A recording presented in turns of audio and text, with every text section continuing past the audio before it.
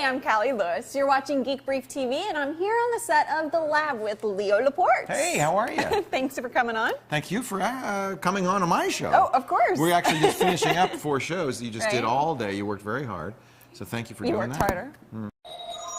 It's different experience co-hosting and just doing guest segments. It is, because you don't have to do one segment instead of being there. I'm not always on. Right, right. Co-hosting, too, is also probably a little boring because you're kind of standing there but not doing anything. Oh, I was always doing stuff. You were? I was always preparing for next segments. Oh, okay. So you were always twittering busy. most of the time. Probably. So if you don't know, which I'd be shocked if you don't know, but The Lab is a Canadian and Australian show. It's on the G4 Tech TV channel, correct? Right. And if you watched the screensavers in the U.S. way back when, then you know what this show is. Yeah, it's actually what the continuation of Call for Help, which is my other show on Tech TV.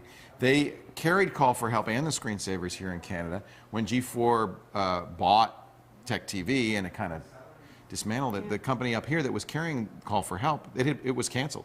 Said, well, why don't you come up here and do it? Okay. And so I was doing it, Call for Help. Then we moved it to Vancouver, and we decided because nobody would pick up Call for Help in the States, well, if we change the name, maybe they won't notice.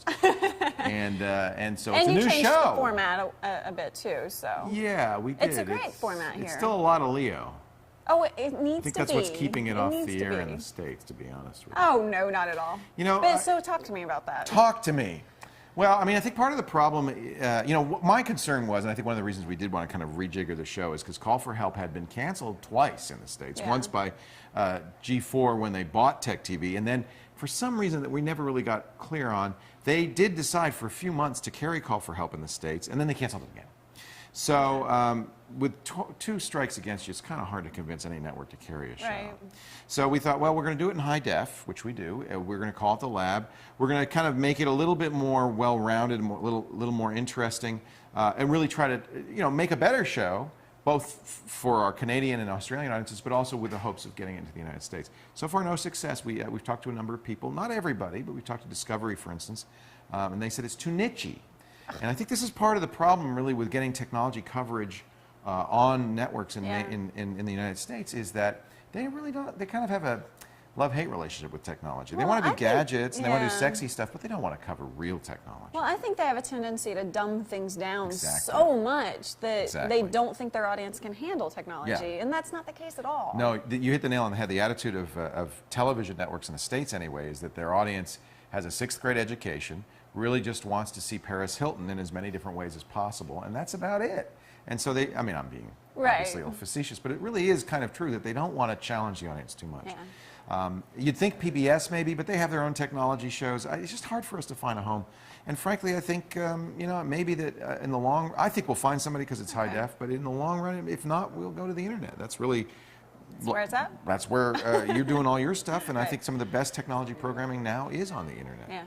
And you do have a radio show. I do. I have a syndicated radio show that's in 32 cities across the country. Congratulations. I keep hearing you announce more stations, more stations all the are time. picking it up. So although I think we just lost Houston. They went to a different format. They went to Mojo.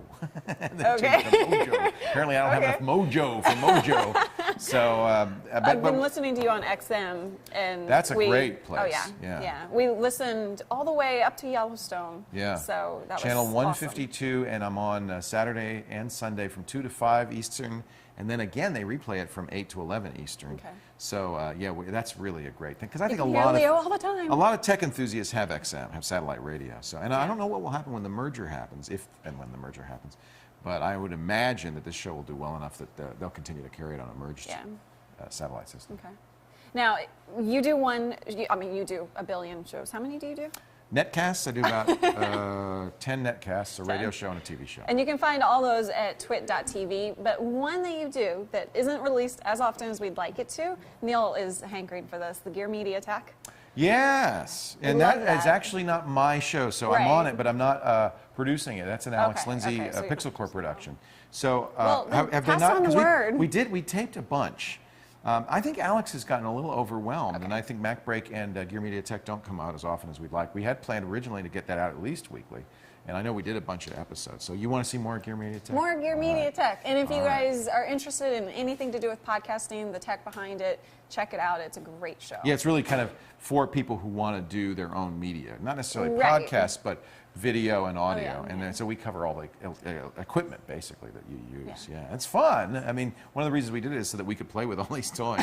Scott Bourne does it with me, Alex Lindsay, and it's been a lot of fun working on. John Foster works with us on it. But you know, I think that the problem also is that all of these guys are busy with their own projects, and sometimes it's hard for us to all get together. Everybody who was ever at Tech TV now has their own show in one form or another. And so we're all very busy. Well, that's great, though, that everybody's sort of getting involved, and there were a few people, Right. like Megan, right? Megan Maroney, I brought back, and we're doing a great show called Jumping Monkeys about okay. parenting in the digital age. That's one of our newest podcasts. Yeah, It's awesome. yeah, it's really fun. I just work with people I like and know, and that's I'm just having That's fun. why he doesn't doing work with me. I love you, but you have your own great podcast. You don't need me at all. I'd love to work with you. You would? Oh. You heard it here. She said it. It's on tape. If they edit this out, I'm going to be so angry. So angry. Neil, do not cut this part.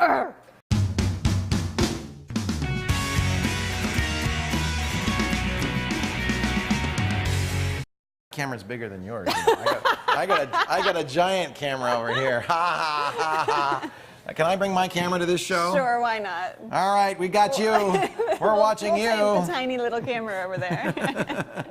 Yours is high def. Yes, it is. But this is too, right? Yeah, it is actually. Yeah.